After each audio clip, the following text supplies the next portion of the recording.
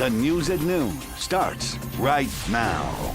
And right now, the city has officially opened a federal COVID-19 drive-through testing site today at the Alamo Dome to help in the high demand for testing. So this site will be able to process at least 1,200 tests a day. It's where we find RJ Marquez live. Good afternoon, RJ. Yeah, guys, how's it going? David and Sarah. We spoke to Metro Health official a little while ago, and they said that there were people lined up out here a little bit earlier as they just got this testing site opened right here at the Alamo Dome. But the one thing that they are advising people to do, or actually urging people to do, is to make sure that you get an appointment and get registered. They've had to turn away a few people earlier because of they were not registered. So all that information there on the city's website. And just to guys give you a little bit more information on this new federal testing site, it will be open 7 days a week from 7 a.m. to 5 p.m. until February 4th. So if you need to come get tested, make sure that you sign up through the city and check this site out here at the Dome. Now, there will be a couple of days where it is closed because of previously scheduled events at the Alamo Dome. That'll be January 22nd, the 28th, the 29th, and 30th. And guys, just for people wondering what kind of testing is going on out here, they are using the shallow nasal PCR test, and the results are anticipated to be returned within 48 hours. So results of the test done on Sundays will be an extra day. That would be about 72 hours. And as you guys mentioned here off the top, the current testing capacity at the Alamo Dome is about 1,200 tests per day with the option to expand as needed. Now, the one good thing about this is that we are one of 6 counties across the state that are getting this emergency federal testing site. This is with the support of the Texas Division of Emergency Management. So again, a lot of people are going to be coming through here over the next couple of weeks as we have seen cases of the Omicron variant continue to spread and surge across Bexar County. But again, the one thing that they are urging people to do is to make sure that you make an appointment and get registered through the city's website. And of course, we have all the information for you guys on KSAT.com. And we're going to talk with an official later on and just kind of get a little bit more information and maybe something else that maybe people need to know before they head out here. David and Sarah, back to you guys. Thank you, RJ. New at noon, more schools are now telling students to stay home. There are now 7 districts in the San Antonio area that have announced they will be temporarily canceling classes this week due to staffing shortages. The cancellations come as a COVID-19 surge fueled by the Omicron variant keeps students, teachers, bus drivers, and other school staff at home. Sabinal and Ingram ISD extended their holiday breaks through tomorrow. Medina, Rung, Uvalde ISD say classes in their districts won't resume until next Monday. Comal and Gonzales ISDs have canceled classes today, but should resume tomorrow. To see all the details, just head to KSAT.com and you can find this story on our homepage. The unofficial kickoff to the San Antonio Stock Show and Rodeo going private this year. The Cowboy Breakfast won't be a public event for the second year in a row due to COVID-19. Instead, event organizers plan to cook and serve breakfast for San Antonio's first responders during a private event. This year's Cowboy Breakfast is expected to serve about 6,500 tacos to employees of the San Antonio Police and Fire Departments. Each precinct will be able to drive by St. Philip's College's to Culinary Building and pick up tacos and pastries. Now to the Omicron battle. The COVID variant showing signs of slowing down in at least 12 states and Washington, D.C., but the rest of the nation is seeing at least a 10% increase. Kaylee Hertung has more from Los Angeles, California, where cases are still spiking. We're now seeing the first promising signs of a slowdown to this surge in the first places that we saw cases spike. 5 states in the Northeast, plus D.C. and Puerto Rico, are now reporting at least a 10% decrease in new cases. New York State has seen a 12% drop in new cases in the last 6 days, while hospital admissions there have gone down more than 5%. But there are hospitals across the country that are in crisis. About 21,000 people with COVID-19 are being admitted to hospitals every day. So health officials warn we are not out of the woods, saying the latest COVID surge has yet to peak across much of the country, like here in Los Angeles County. Right now, we are facing a 10-month high here with an average of 40 COVID deaths a day over the past week. And health officials warn that the unvaccinated are 22 times more likely to die from COVID compared to those who are fully vaccinated. So hospitals just like this one are prepared for more COVID-related deaths in the coming weeks. Kaylee Hartung, ABC News, Los Angeles. Well, new details this noon. A driver who San Antonio police say crashed caused a crash at a northwest side intersection, killing a passenger, and a pedestrian has been arrested. And police say that driver was speeding. 27-year-old Derek Reyes has been charged with 2 counts of intoxication manslaughter. This comes after a crash that happened last night near Northwest Loop 410 access and Fredericksburg Road. Police said Reyes was speeding when he approached an intersection. He did not stop when he neared the red light and struck a stopped sedan from behind police. And a 42-year-old woman who was sitting in the front passenger seat of that sedan was taken to the hospital where she was pronounced dead. The driver and backseat passenger of the sedan were taken to the hospital for injuries that were non-life-threatening. And a man who was standing near the intersection was hit by one of the vehicles and also died at the scene. We've got the latest on that strong cold front set to move through Wednesday night. Still some chances for some wintry precip on Thursday. Latest forecast is coming up. And post-game comments making a bad day worse for Dak Prescott. We'll have that for you coming up in sports. Small entrepreneur with a big idea, how she's showcasing her business and hoping to inspire others.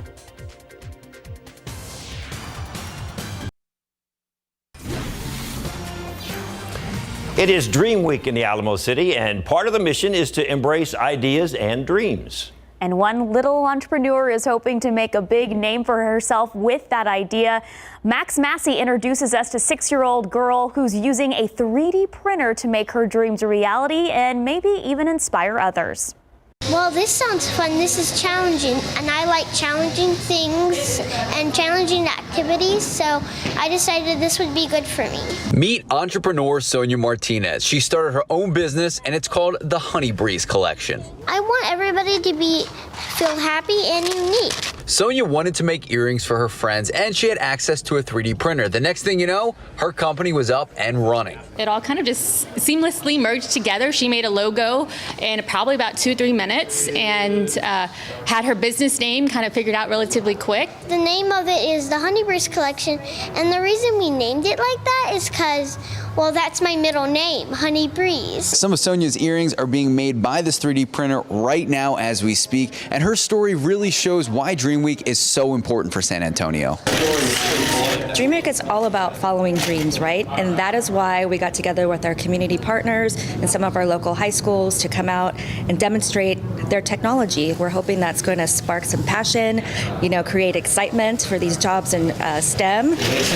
The program's happening over the next 2 weeks here at Port San Antonio. Hope to inspire the future scientists, astronauts, engineers, and, in Sonia's case, entrepreneurs with attention to detail. I don't want to make earrings out of those because they might snap and break, and I don't want my earrings breaking. And already, this 6-year-old is learning business firsthand. I do take card or cash.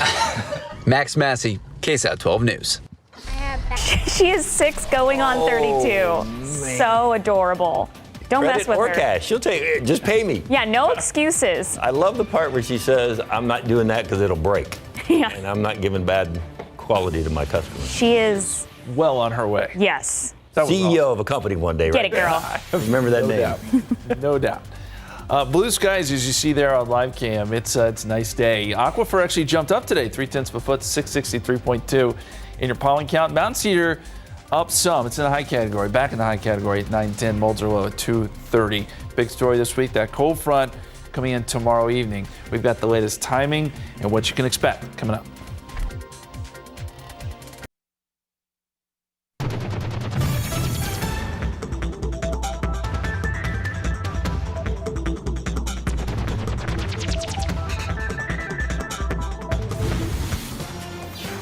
The nonprofit Soldiers Angels is gearing up for its annual Warm Feet for Warriors sock drive, where they collect and distribute socks to deployed service members and veterans. Since the program started in 2017, over 177,000 pairs of socks have been given out, and they need the community's help to reach this year's goal. Tiffany Huertas has more on the drive and the impact it's having.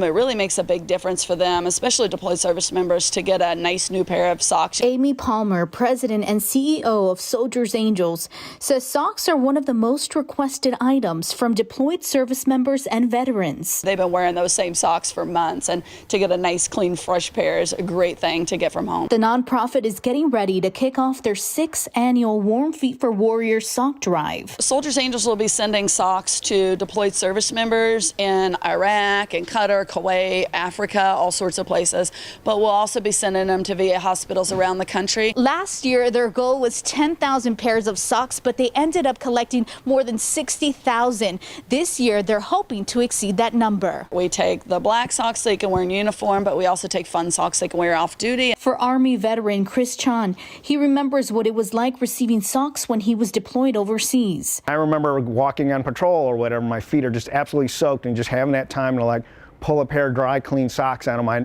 rucksack and putting them on my feet. And even if the boots are still a little wet, my feet feel better, I feel better. Soldiers Angels will be collecting socks from February 1st through March 31st. San Antonio has been great for us. They've been so supportive with volunteerism and various collection drives, so we're really excited about it and think they'll pull through for us this year. Tiffany Huertas, KSAT 12 News. Those folks and a lot of other folks are going to need socks come Thursday morning. Oh, everyone's talking about Thursday morning, Justin. It's going to be, everyone's like, oh, it's going to be icy maybe? It's going to be super cold? It's going to be freezing? What really is happening? Well, what I think you're going to notice first is the wind chills Thursday morning. Okay, so temperatures are going to drop abruptly Wednesday night. Wind chills will be in the 20s, maybe even low 20s as we get into Thursday morning. And then, yes, we will worry about a little bit of precipitation. But at this point, it all looks light.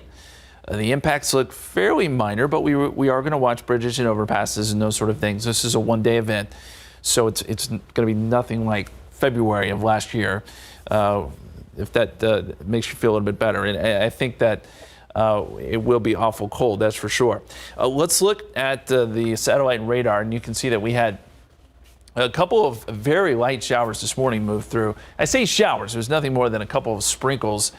And as we look at the bigger picture here, we've got some snow up across parts of the Great Lakes, a little bit of rain out west. This is some energy that'll be working into Texas.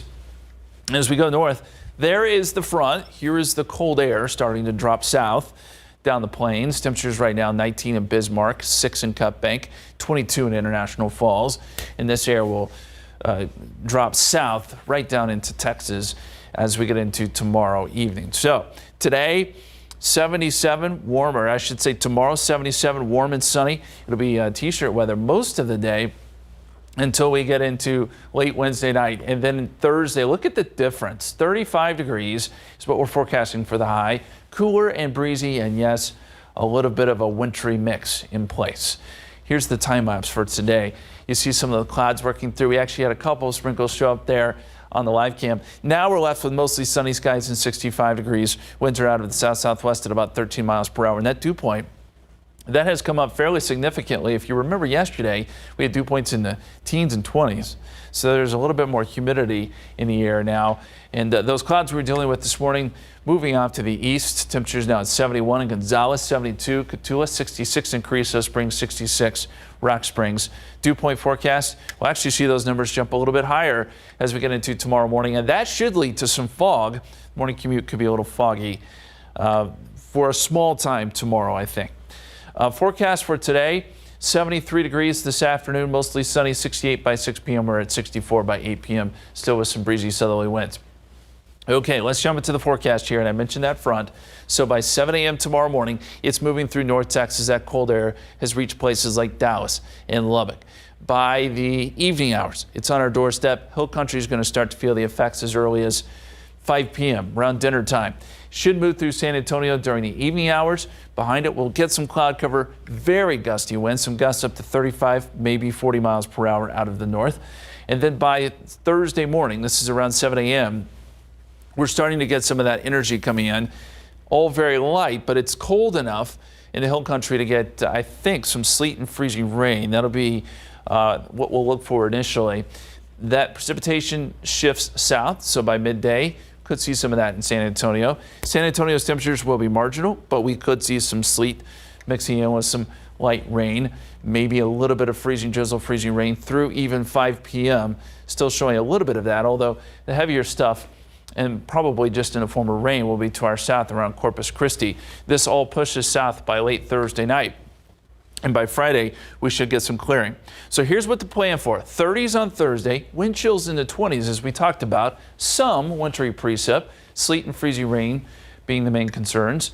Here's what we're watching for. Some icy glazes on the bridges and overpasses, and it will be below freezing for several hours. So there will be a few spots we'll, again, have to keep our eye on, but I don't think this is going to be a huge problem for the area. 77 degrees on Wednesday, morning fog, and then 35 Thursday, that big drop off. Some freezing temperatures Friday morning, and again, Saturday morning, it does moderate. And good news here, we get some more rain chances down the line, Sunday and Monday, with temperatures in the 50s, guys. Whew. All right, bundle up. Good way to describe it, right? For me, even bundle up extra bundles. There you go. The Spurs played 3.5 solid quarters last night, then it all went south. And Dak Prescott's comments about the fans and the refs probably not sitting well with the NFL today. The Spurs trying to enjoy this extended homestand after a win over the weekend against the Clippers last night. The best in the West, Phoenix in town, tied at 12 midway through the first quarter. DeJounte Murray to Keldon Johnson. That's a 15-12 lead. A few plays later, DeJounte finds Jakob Poeltl. He gets the floater to bounce around and fall. Spurs up by 5, and then Murray on his own hits the spinning jumper, fall away, three-point play. San Antonio still trails 32-29 after 1 second quarter. Doug McDermott off the give and go. Outside the arc, 45-43 Spurs. And then Poeltl strikes again, this time off a great feed from Derek White for the lay-in. But the Suns still lead at half, 59-56. Third quarter, Spurs take control. Derek White works his way through traffic and hits the pull-up jumper. 6-point lead for the Spurs. Then Devin Vassell misses the shot off the front iron. Jock Landale taps it back to Vassell. A little easier on the second try. Spurs open their largest lead, 84-74, but the wheels fell off in the fourth quarter. Jay Crowder strips the ball away from Murray, gets it ahead to Chris Paul, who finds Devin Booker. Booker was on fire. He scored a game-high 48 last night. The Suns outscored the Spurs 34-16 in the final frame, and San Antonio falls to 121-107 to the Suns. It's a hell of a team, and even though they didn't have Ayton, they know what they're doing. It's a hell of a defensive team, tough defense, tough offensive team to stop. We competed hard, but, too many mistakes, too many turnovers. All right, so they can compete hard again tomorrow night, maybe correct some of those mistakes and turnovers. Oklahoma City Thunder's in town. They're a pretty bad team so far this year. Tip-off 7:30 AT&T Center tomorrow night. Pro football coverage, powered by Davis Law Firm. You knew this was going to get a lot of attention and cause controversy. Dak Prescott coming under fire after what the Cowboys quarterback had to say after Dallas was embarrassed by the San Francisco 49ers and got booted out of the playoffs. Cowboys shot themselves in the foot so many times, left a lot of blood on the field, not to mention a lot of frustration. Dak now 1-3 in four postseason games he has started. The Cowboys were penalized 14 times, 89 yards. The offense gave up 5 sacks. The Cowboys were down 16 in the fourth quarter. To credit, they managed to battle back and make it a one-score game until the final possession where they had a chance to win it. First, Prescott calls a quarterback draw. You can see right there Mike McCarthy was all for it. Then he puts the ball down himself and goes around to get the quick snap to spike it, but the referee runs into him because he's in the way. The referee, or the umpire in this case, has to touch the ball and place it. Time runs out. Cowboys lose 23-17. Now, this is the part where Dak gets into some trouble. As the officials were leaving the field, Cowboy fans started throwing stuff at him, a lot of trash. Dak was asked about it after the game. He was all in favor of what the fans did, it sounds like.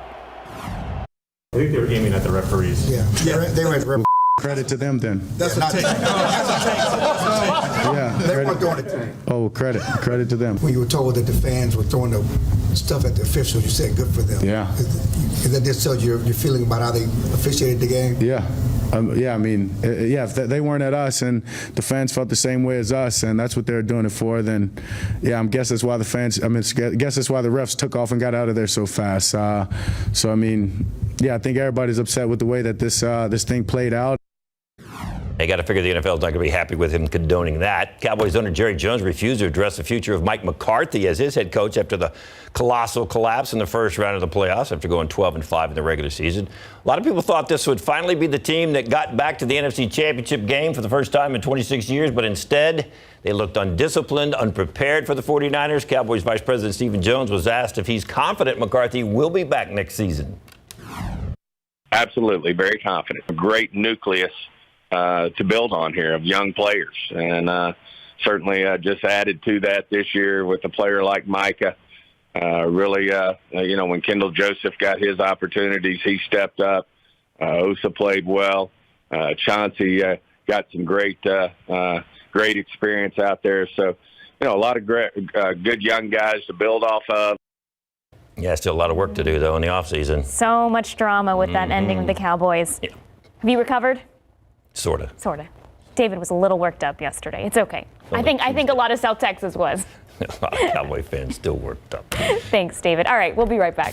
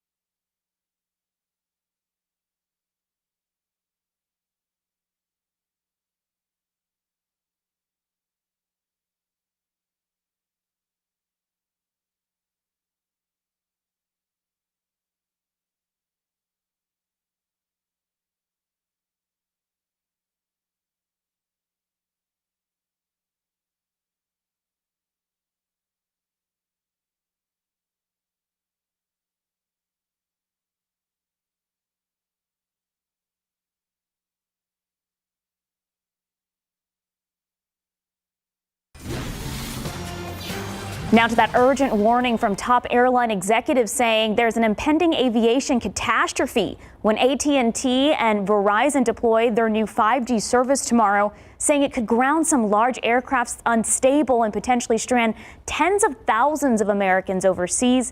ABC's Rena Roy has the latest.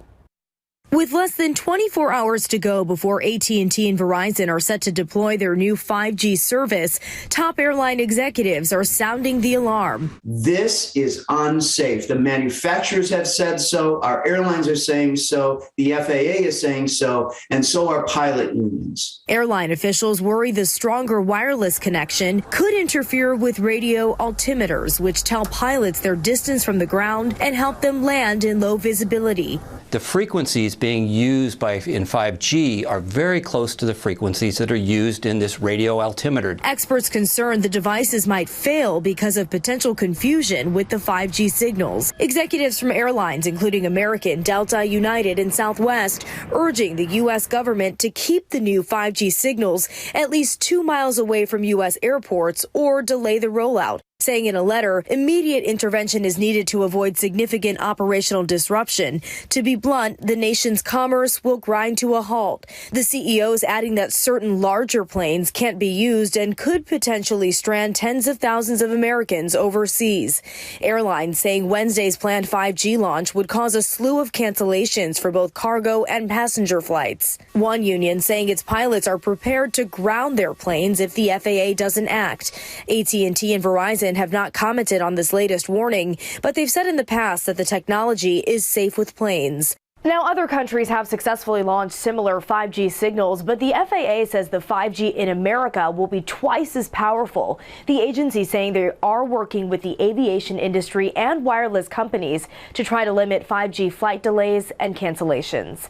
Rena Roy, ABC News, New York. The parents of one of the 6 workers killed by a tornado that hit an Amazon warehouse are suing the e-commerce giant for wrongful death. 26-year-old Austin McEwen's parents allege Amazon failed to protect its workers, placing profits over their safety during the holiday rush. A spokesperson for Amazon says the company will fight the lawsuit as it continues to support employees and families of lost loved ones. That EF3 tornado hit the Amazon warehouse in Illinois back on December 10th. An investigation is still underway, but it's not expected to be completed for several months. A critical situation in the Pacific after an underwater volcano erupted over the weekend, triggering a tsunami. The island of Tonga covered in volcanic ash and dust. At least 2 deaths have been confirmed. Fresh drinking water is critical right now because much of the water there contains salt water and ash. Australia and New Zealand have dispatched naval ships carrying fresh water and supplies, but the journey takes 4 days. The one glimmer of hope is that the level of damage may not be as catastrophic as first feared. Outside with live cam, absolutely gorgeous day again. This is like 3 of these in a row or something like that. We're on a roll. I'll take them. Yeah, it's going to end pretty soon, but we'll enjoy it while it lasts. We'll probably put 4 in a row together. And then, yes, it all changes very abruptly. Late Wednesday night into Thursday. Thursday morning, it's just going to be chilly and windy and cold and maybe somewhat wet. We'll see. Let's look at the satellite picture here. And we had some clouds come through earlier, a few sprinkles even this morning. That has since pushed east. We're getting plenty of sun now. And it does look very nice out there. Here's what we're watching. Area of low pressure out to our west. This is just one component. There's some energy behind that. That is what will help to provide some precipitation once our cold front comes through. So a lot of things coming together here, but we do know that that cold air is on the way. 63 Bernie Stage, 67 in Comfort, 71 Divine, 71 at Stinson, 69 right now in New Braunfels. So everybody warming up. 73 Beeville, 72 Cotulla. And most of us dealing with mostly sunny skies. Temperatures, well, that's not the right graphic. You'll have to trust me. The temperatures tomorrow will be in the upper 70s. It'll turn out to be very, very nice. And then again, the bottom falls out. We're going to talk more about that cold front and what it means for your forecast and what that wintry precipitation looks like. That's coming up here in just a few minutes, guys. Thank you, Justin. We are learning new details about the hostage standoff situation at a synagogue in North Texas over the weekend. Investigators say the armed man who took 4 people hostage during the 10-hour standoff has spent time in Dallas. He spent time in Dallas area homeless shelters in the 2 weeks leading up to the attack. He also appeared to have been dropped off by someone that he knew. The rabbi of the synagogue said he let 44-year-old Malik Akram inside Saturday morning because he appeared to need shelter. The suspect was killed when law enforcement made their way into the synagogue. The U.S. Secretary of State will head to Ukraine this week as the country faces its latest Russian threat. According to the State Department, Secretary Antony Blinken will meet with Ukraine's president and foreign minister. This comes as U.S. intelligence suggests Russia is preparing to invade the country and has thousands of its troops on the Ukrainian border. The State Department says Blinken will affirm America's commitment to Ukraine during that trip. He will also meet with Germany's foreign minister in Berlin to discuss recent diplomatic efforts with Russia. Senate Democrats ready to force a showdown over voting rights bills on the floor today. Even the eventual outcome is largely already known. ABC's M. Nguyen is in Washington with the latest. For the first time this Congress, Senate Democrats are forcing debate on voting rights without any Republican support. The Senate considering the Freedom to Vote Act, which would make Election Day a federal holiday and expand early voting and vote by mail, as well as the John Lewis Voting Rights Advancement Act, aimed at preventing discrimination against minority voters. President Biden continues to urge senators from both sides of the aisle to set this federal standard in pre-recorded remarks on Martin Luther King Jr. Day. Dr. King held a mirror up to America and forced us to answer the question, where do we stand? The president, not expecting any Republican support for the voting rights bills, is pleading with Democrats to change the Senate filibuster rules to carve out a path to pass the legislation with just 50 votes. Democrats could change the rules on their own, yet even after weeks of lobbying, Biden is still facing opposition from two moderate Democratic senators, Joe Manchin and Kyrsten Sinema. Dr. King's 13-year-old granddaughter calling both of them out by name.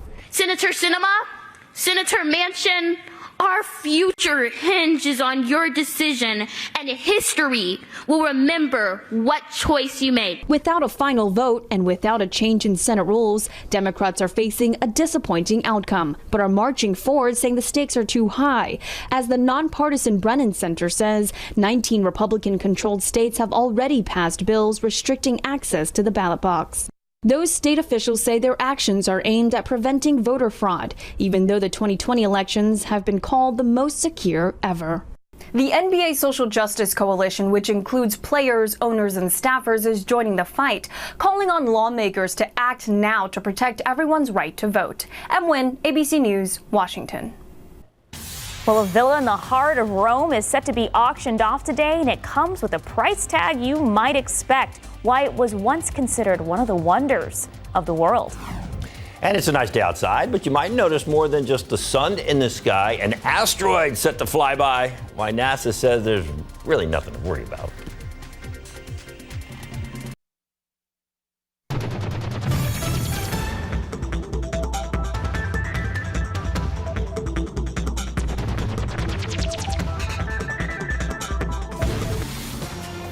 A large asteroid is set to fly by Earth this afternoon. NASA's Center for Near-Earth Object Studies says it'll pass within 1.2 million miles of our planet. The asteroid is estimated to be a kilometer wide and moving at 47,000 miles per hour. But scientists say do not expect it to hit Earth. But NASA predicts it is the closest an asteroid will come to Earth for the next 2 centuries.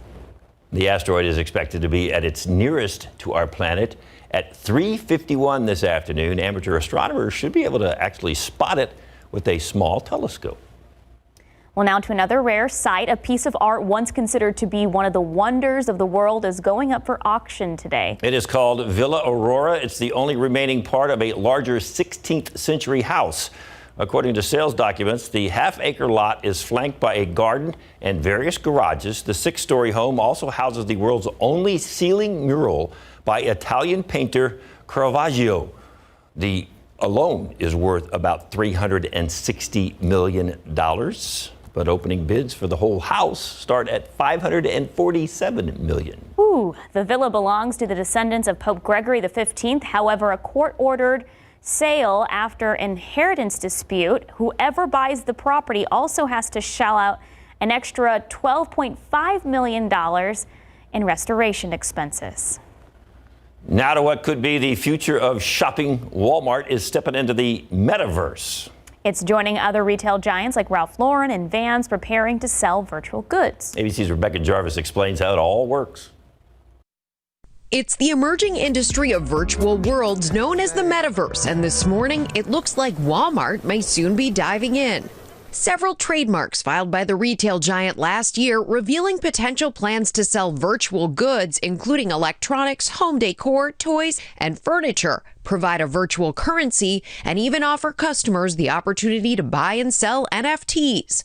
Walmart telling ABC News they're continuously exploring how emerging technologies may shape future shopping experiences. We've been doing physical to physical commerce, where we go to a physical store to buy a physical item, right? And with the internet and social media, that changed into, that evolved into e-commerce. But there are new models that are evolving, which is virtual to virtual commerce, where you buy a virtual item using a virtual currency. Iconic fashion label Ralph Lauren already offering customers digital apparel and virtual experiences like a coffee at its Madison Avenue location. The CEO telling the National Retail Federation's annual conference Monday it's a way to connect with younger shoppers. All right, and one of our strategies is to win over a new generation, and the new generation is there. So we have to be there. Many of these virtual experiences currently available on online gaming platform Roblox. Like Van's World, where you can virtually skateboard to your heart's content. It's had more than 50 million visits in September. And Nike Land. Nike even doubling down and buying virtual sneaker company Artifact, whose virtual shoes go for as much as $10,000 a pair.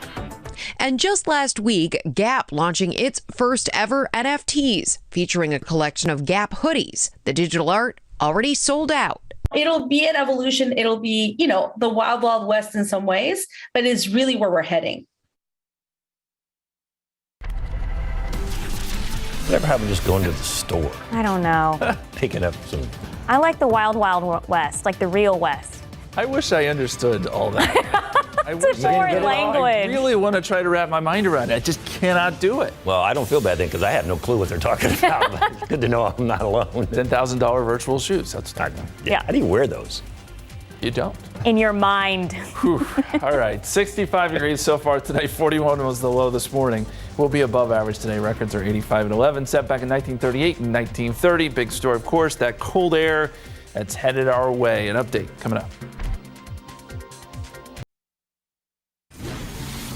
We keep talking about this cold front that's coming through, but we need to emphasize that it's not like it was back in February, and that's why Justin keeps talking about it's going to be cold, but it's not going to be a long-term thing. No, we're not talking about pipes bursting and stuff like that. This is a one-day event. There will be some wintry weather, we think, around the area. Most of it will be light. Probably the only concerns, at least at the moment, that we have are bridges and overpasses.